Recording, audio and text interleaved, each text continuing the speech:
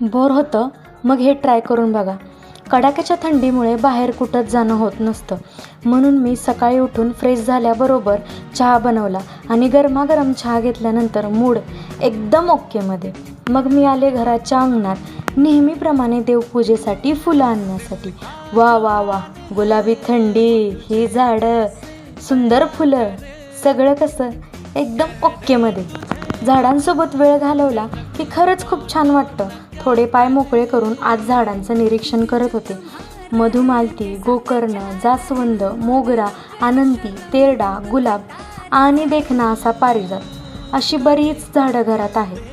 प्रत्येक फुलाचा बहरण्याचा एक कालावधी असतो. तसंच पारिजात थंडीच्या दिवसात प्रचंड सुंदर दिसतो आणि त्याचा घमघमाट कोणत्याही परफ्यूमला फिका पाडतो. खरं तर कुणाचंच आयुष्य इतकं परफेक्ट नसतं, कारण इथे प्रत्येकजण दिखावा करतो. सगळ्यांना बोर होतं, कंटाळा येतो, दुःख होतं, एकटेपणा वाटतो. पण त्यातूनही आपल्याला वाट काढता आली पाहिजे. स्वतःचा आनंद स्वतःमध्ये शोधला पाहिजे. भावनांना वाट मोकळी करून दिली पाहिजे, तरच माणूस खुश राहतो, नाही का? तर आजचा उपदेशपर ब्लॉग इथेच संपला. माझा उपदेश पटला की नाही हे कमेंट करून नक्की सांगा. Bye bye.